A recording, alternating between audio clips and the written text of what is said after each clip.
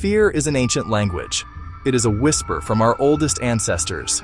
It is a signal hardwired into our very being. This feeling exists for one reason: to keep us alive. When danger appears, the body responds instantly. The heart races, the breath quickens, muscles tense, ready for action. This is not a choice. It is a primal, automatic alarm system honed over millennia of survival. The world of a soldier is a world of constant threat. Every shadow could hide an enemy. Every sound could be the last one you hear. In this environment, fear should be overwhelming. It should be a constant companion. Yet, something strange happens on the battlefield. Something that defies this fundamental logic. The alarm system, so crucial for survival, often goes quiet. It is replaced by a focused intensity, a sense of purpose that pushes the primal scream of fear into the background. This is the great mystery of combat. What happens inside the human mind and body to suppress such a powerful instinctual response? Deep within the brain lies a small, almond-shaped structure, the amygdala. Ancient alarm, central command for fear. Eyes see a muzzle flash. The amygdala fires before conscious processing. Primitive, brutally efficient, immediate life-saving response. Glands flood system with cortisol. Glands flood system with adrenaline. Prepare the body for extreme exertion. On the battlefield, threats are not infrequent. Constant, pervasive, lethal.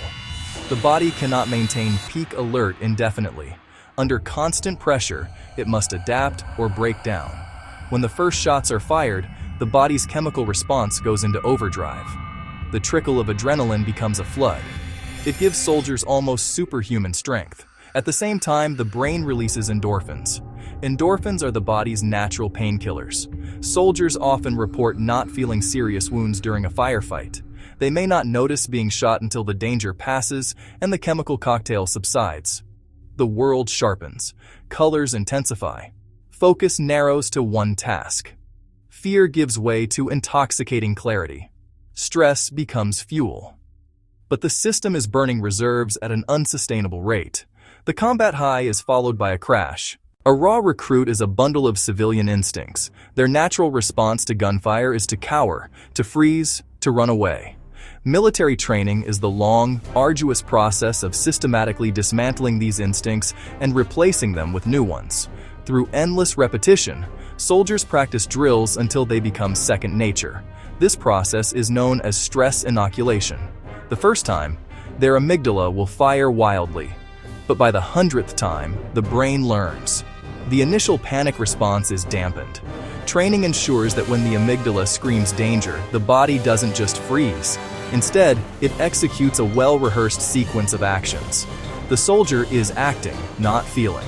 There is simply no mental space left for the abstract emotion of fear. In the midst of a firefight, the world shrinks. This phenomenon, known as perceptual narrowing or tunnel vision, is a common effect of extreme stress. Their weapon sights become the frame for their world. The mind discards all information deemed irrelevant to immediate survival. Thoughts of home, of the future, of personal safety are pushed out. Many soldiers describe a sense of slow motion.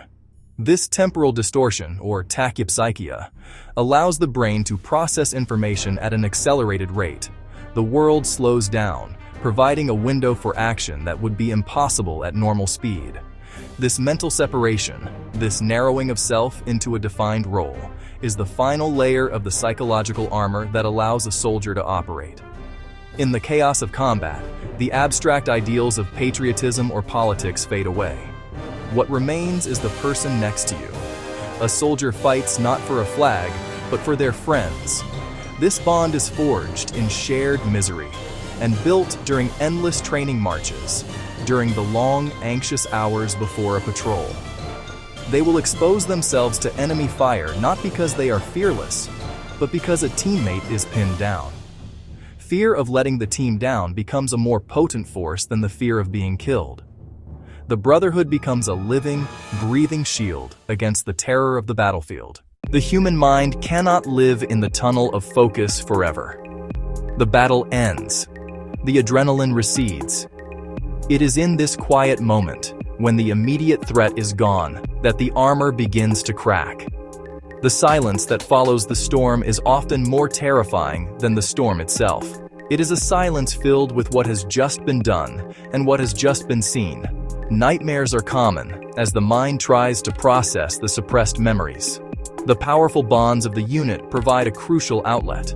Soldiers talk to each other, sharing the burden through dark humor and shared stories.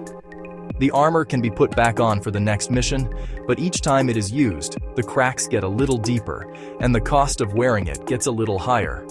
The return of fear marks the beginning of a new battle, one fought not on a foreign battlefield, but within the silent landscape of the mind. The alarm system is now stuck in the on position, unable to distinguish between a real danger and a memory of danger.